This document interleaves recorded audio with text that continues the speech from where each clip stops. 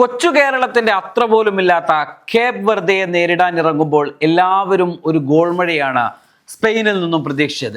അതിന് തൊട്ടു മുൻപുള്ള ദിവസമാണ് ജർമ്മനി അതുപോലൊരു കുഞ്ഞൻ രാജ്യത്തെ 7-1 പരാജയപ്പെടുത്തിയത്. ജർമ്മനിയെ മറികടന്നേക്കും സ്പെയിൻ എന്നാണ് നമ്മളെല്ലാം കരുതിയത്.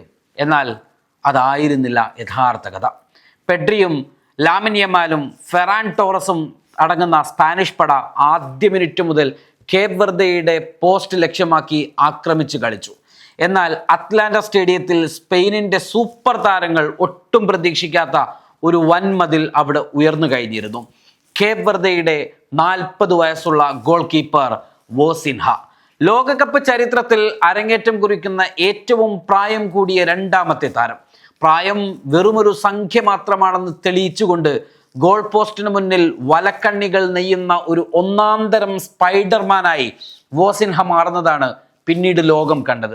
സ്പാനിഷ് കോട്ട തകർത്ത 3 സ്പൈഡർ സേവുകൾ അവിടെ നമ്മൾ കണ്ടു.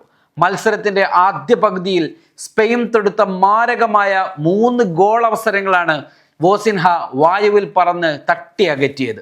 ആ വിസ്മയ നിമിഷങ്ങൾ ഇങ്ങനെയാണ്. പെഡ്രിയുടെ റോക്കറ്റ് ഷോട്ട് 37-ാം മിനിറ്റിൽ. ബാഴ്സലോണ താരം പെഡ്രി ബോക്സിനുള്ളിൽ നിന്ന് തൊടുത്ത ബുള്ളറ്റ് ഷോട്ട് വോസിൻഹ അവിശ്വസനീയമായ രീതിയിൽ മുകളിലേക്ക് തട്ടിക്കയറ്റി. പിന്നീടത് ഓഫ് സൈഡുമായി. ഒയാർസബാലിന്റെ 39-ാം മിനിറ്റിലെ ഹെഡറാണ് മറ്റൊന്ന്. ഫെറാൻ ടോറസിന്റെ ഷോട്ട് ബാറിലിടിച്ച് തെറിച്ചു വന്ന പന്ത് മിക്കേൽ ഒയാർസബാൽ വലയിലേക്ക് ഹെഡ് ചെയ്ത് കയറ്റാൻ നോക്കി. എന്നാൽ എവിടെ നിന്നോ പറന്നു വന്ന സ്പൈഡർമാനെ പോലെ വോസിൻഹ ആ പന്ത് ക്രോസ് ബാറിന് മുകളിലൂടെ കുത്തിയകറ്റി സ്റ്റേഡിയത്തെ നിശബ്ദമാക്കി. ലാപ്പോർട്ടയുടെ close range header first half injury ടൈമിലായിരുന്നു സംഭവിച്ചത്. സ്പെയിനിന് അനുകൂലമായി ലഭിച്ച കോർണർ കിക്ക് ഐമറിക് ലാപ്പോർട്ടെ വളരെ താഴ്ത്തി ഇടത്ത് കോണിലൂടെ ഹെഡ് ചെയ്തു. ഗോൾ ഉറപ്പെന്ന് സ്പാനിഷ് ആരാധകർ ഉറപ്പിച്ച നിമിഷം. എന്നാൽ ഇടതുവശത്തേക്ക് ഡൈവ് ചെയ്ത വോസിൻഹ തൻ്റെ വിരൽ തുമ്പ് കൊണ്ട് ആ പന്ത് തട്ടി അകറ്റി. വിശ്വസിക്കാനാകാതെ ലാപ്പോർട്ടെ തലയിൽ കൈവച്ചു പോകുന്നതും നമ്മൾ കണ്ടു. ആദ്യ പകുതി അവസാനിക്കുമ്പോൾ സ്പെയിനിന്റെ വമ്പൻ താരനിരയെ 0-0 എന്ന സ്കോറിൽ പൂട്ടിക്കെട്ടി വെർദെ. ചെറുപ്പത്തിൽ ഉയരമില്ലെന്ന് പറഞ്ഞ് മാറ്റി നിർത്തപ്പെട്ടവനാണ് ഈ വോസിൻഹ.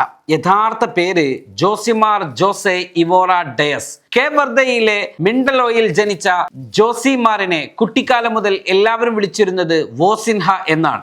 പോർച്ചുഗീസ് ഭാഷയിൽ ഇതിനർത്ഥം ശബ്ദം എന്നാണ്. തന്റെ കുട്ടിക്കാലത്തെക്കുറിച്ച് വോസിൻഹ ഫിഫക്ക് നൽകിയ അഭിമുഖത്തിൽ പറഞ്ഞത് ഏറെ വികാരഭരിതമായിട്ടാണ്. കുട്ടിക്കാലം മുതലുള്ള സ്വപ്നമായിരുന്നു ഇത്.